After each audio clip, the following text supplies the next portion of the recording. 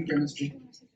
So if you look at the fascinating world of chemistry, you will find that scientists are exploring the building blocks of the matter. There's a mixture of creativity and problem solving. We call it entrepreneurship. These chemistry entrepreneurs are not just the scientists wearing their lab coats and working in the labs. These are the actual critical thinkers on the mission to solve the real world problem. So these are bringing fresh ideas and their solution to the table. The advent of green chemistry is the excellent example of chemistry-driven entrepreneurship. Leading companies are there which are redefining the chemical processes to reduce their impact on the environment by using renewable materials like green solvents. If you see the food industry, we have our companies like Beyond Meat, which are using simple chemistry principles to create the plant-based alternatives for the meat. The game changer in the field is our nanochemistry. The startups are there which are using these tiny particles to create new materials with unique properties. For example, we have our company, namely Quantum Space, which are using nanochemistry to create new batteries. So it means we are moving towards a future where we can store the energy in much efficient manner. Not taking much your time. Now let's zoom into our medicine making labs. These chemistry entrepreneurs are just shaking their hands like a wild cocktail party of chemistry. There's a company called Recursion Pharmaceuticals. They are using artificial intelligence for helping their scientists to discover the new medicine much faster. So in a nutshell, in conclusion, you can say that this mixture of chemistry and entrepreneurship, chemistry innovation and entrepreneurship is leading us towards the future where we could have better practices and eco-friendly manners. So these are some examples which show us how this combo of business and chemistry is actually answering the real world problems. So sir, there are some questions. So one general question I have here is something related to collaboration versus competition. So in the field of chemistry entrepreneurship, how do you balance the collaborative nature of scientific research? When you are doing some research, there are some collaborations. So how do you balance this collaborative nature of scientific research with the competitive aspect? For example, if you are starting a company, so there is a competition between the companies. So how do you balance this collaborative nature of scientific research with the competitive aspect of running a business? See, collaboration, as I said, that collaboration is very important for any new innovation.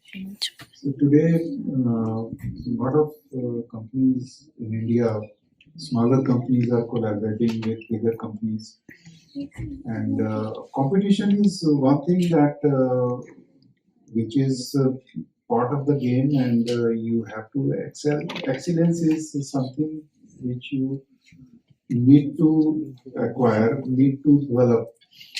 So, selection of your products, that is the monopoly. You have to create the monopoly. You have to select the products which are difficult to do, and that way you can create the monopoly in the market. So one more question is there. You being an entrepreneur, have you ever faced some situation where you have to compromise between the financial gain and the ethical considerations? Not exactly, but one thing I have faced, which I want to share with you, that the mindset, which is called intellectual fundamentalism also. When I was working in Rampexi, so before that, when I was working in RRR, in Jammu, so one of my seniors, he was my senior, and our job was to isolate active molecules from. Good afternoon, sir, and good afternoon, everyone. There is a very famous quote of Plato, which goes like this: "Our need will be the real creator." For example, Darkness during the night led to the invention of the bulb. But remember, no technology is at its epitome while it's very beginning. So we innovated it with LEDs and whatnot. So that's what we call innovation. But what is entrepreneurship in chemistry? So I would say entrepreneurship is the application of the chemical knowledge and expertise in order to create and develop successful businesses. So there is one question like, why do we need more chemists as entrepreneurs? I ask, why not? I mean, look at the number of problems out there in the world. I see increasing CO2, I see the need of more ammonia as fertilizers, I see the need of green fuels, and I see many more of such things. So apart from these general examples, I would like to give you one real example of professor. There is a very famous professor named Xavier Martinez from Spain. He did his PhD from Spain, primarily focusing on the topic environmental applications of zeolites. After that, he applied for postdoc at MIT. So he says, and I quote that, like many other people like me, I was hoping to publish tons of papers, swell up my CV and excel in academia. He could have gone back to Spain and work somewhere as a professor, which he did obviously. He is a very famous professor working in the University of Alicante, Spain. He is also the member of the World Economic Forum and IUPAC. But apart from all these things, he is the founder of the Right Technology, a zeolite company which values around $80 million in 2018. How did he do it? During his postdoc, he started working on the introduction of mesoporosity in zeolites. So basically, zeolites, we all know these are used as a catalyst and adsorbents, but due to their narrow size, they restrict the size of molecules that they can possess. However, he found a method to introduce controlled mesoporosity in zeolites, which retained their structural adversity and their stability. So after all the successful lab trials, his results were so impressive that he patented his technology and created a company to commercialize it. Now, they say that the only thing better than receiving a salary is to give a salary. The only thing better than having a job is to give a job. Now, imagine the number of jobs he created, the number of employees, the number of people he employed, the number of families he fed, needs he met, and obviously the money he made. So I dare you to be the problem solver of the world by being the amazing chemist as you are and be an entrepreneur. Thank you so much. Sir, I have a couple of basic questions. The first question is, like you said, our limitations are those that we set up in our mind. Sir, I would say that we are also limited by the risk-taking failure as a MSc student. Like, I am an MSc student, but I am not that much capable, like I don't have that much research experience, that much exposure and that much context, I would say. Then how can, if I have an idea, then how can I commercialize it on a larger scale and start my career afterwards? A good question.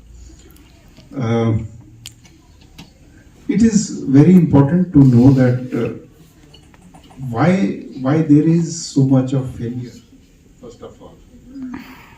Why so many people, they don't enter into business or don't become entrepreneurs.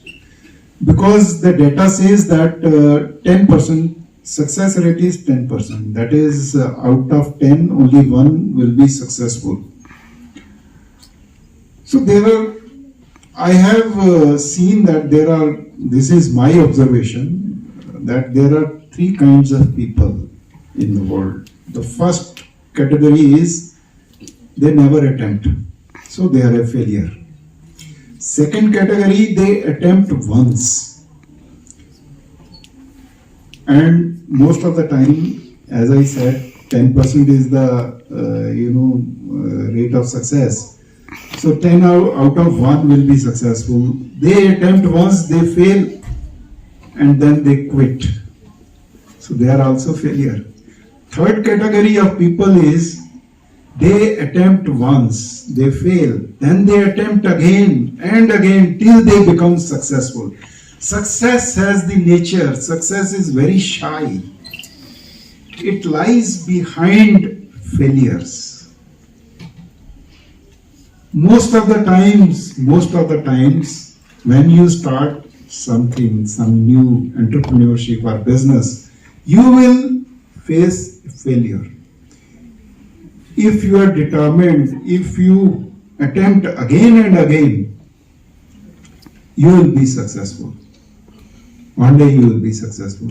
Only 10% are successful because only 10% they have the determination and perseverance. That is to do again and again. Sir, for a question, like most of the research is only academic based.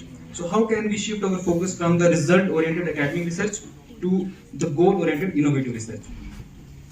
Yeah, this is also, I would say, very good question. See, I always say that whatever you are doing chemistry here, you do it very